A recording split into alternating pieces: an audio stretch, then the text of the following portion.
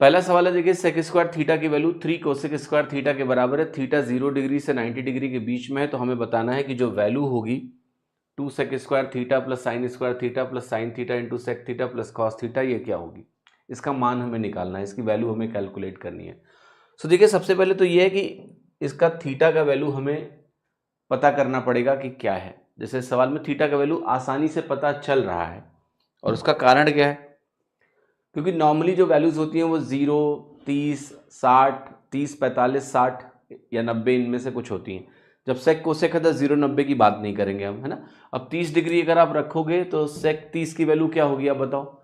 आप कहोगे सेक 30 की जब वैल्यू मैं कैलकुलेट करूंगा तो वो सिंपली हो जाएगी वही, है ना, 4/2/√3 का स्क्वायर यानी 4/3 होगी। और इधर ये वैल्यू 3 इंटू 4 बनेगा, बराबर नहीं होंगी, है ना। 45 से भी बराबर नहीं है, क्योंकि ये 4 बनेगा, वो 3 इंटू 4 बनेगा।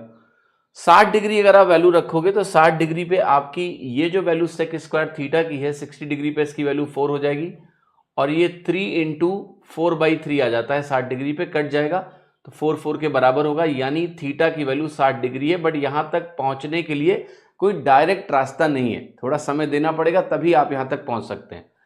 इससे बेहतर है इस सवाल में यार इसको सॉल्व कर लो, ज्यादा आसान पड़ेगा तुमको। ठीक है, कैसे सॉल्व करेंगे, एक लाइन में हो जाएगा। देखो sec square theta upon cosec square theta की वैल्यू यहां पर क्या दी है आपको, 3 के बराबर। ठीक है, अब जो सेक बटा कोसेक होता है ना, ये tan के बराबर होता है, तो ये tan स्क्वायर थीटा की वैल्यू आपको 3 दी हुई है, तो यहां से tan थीटा की वैल्यू आपकी हो जाएगी √3, और यहां से थीटा की वैल्यू क्या हो गई, 60 डिग्री।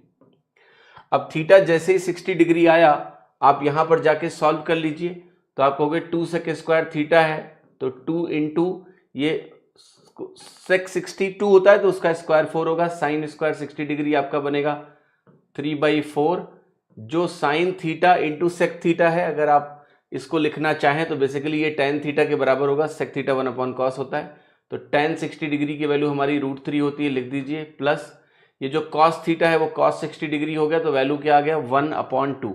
अब आपका एलसीएम यहां से बनेगा कितना, 4।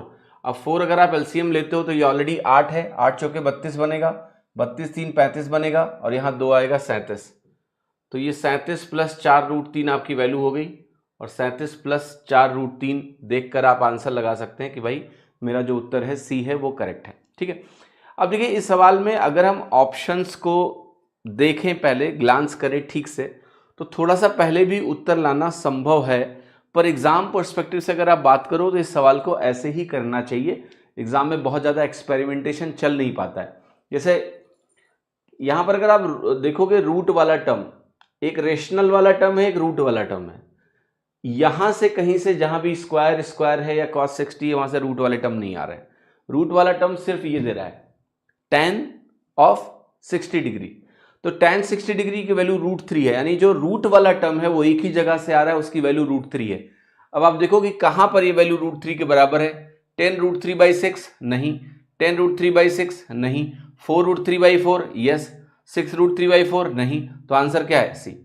पर ये सवाल वैसे ही इतना छोटा है कि ये सब करने की आवश्यकता है नहीं, बट हाँ थोड़ी प्रैक्टिस के लिए, थोड़ी मेंटल एबिलिटी को इन्हेंस करने के लिए आप ऐसा भी देख सकते हैं, बट यहाँ पर आवश्यकता नहीं है, ज़रूरत